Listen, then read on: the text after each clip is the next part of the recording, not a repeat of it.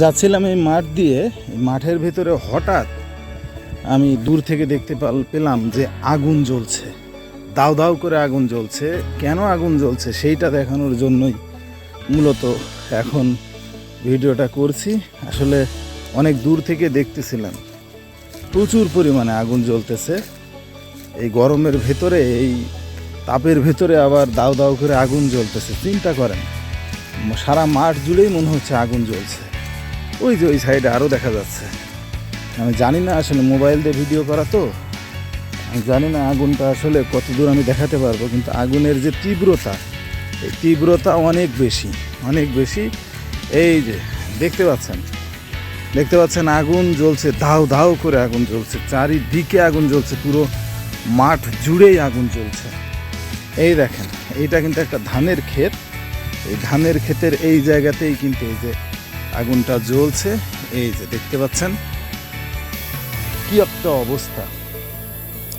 এই আগুন মূলত কাছে এসে যেটা বুঝলাম, এই আগুন আসলে জ্বলছে, এটা ভুট্টার ক্ষেত ছিল। একটু সামনে এগিয়ে যায়, এই ভুট্টার ক্ষেত।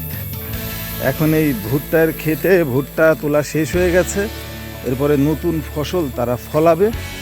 সেই কারণেই তারা মূলত আসলে এই ভুট্টার যে আগাছাগুলো আছে সেই আগাছাগুলো তারা পুড়াচ্ছে, এবং পুড়ানোর প্রক্রিয়াটাই সাধারণত এইরকম।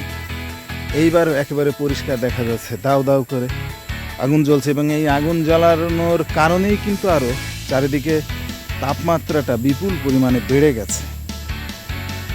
দেখতে পাচ্ছেন এখানেও কিন্তু একটা ধান গাছ দেখতে পাচ্ছেন। এই ধান এখনও কাটা পড়েনি, আরও কয়েকদিন লাগবে।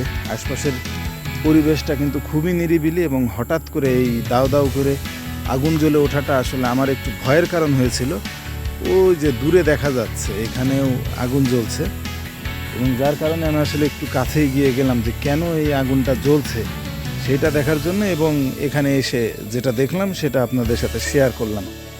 তো আজকের মতো এই পর্যন্তই। ভিডিওটা ভালো লাগলে লাইক, কমেন্টস এবং শেয়ার করবেন। আর আপনাদের কোন কোন এলাকায় এইভাবে ভুট্টার মাঠে আগুন জ্বালানো হয় সেটা কমেন্টসে জানাবেন। আল্লাহ হাফেজ।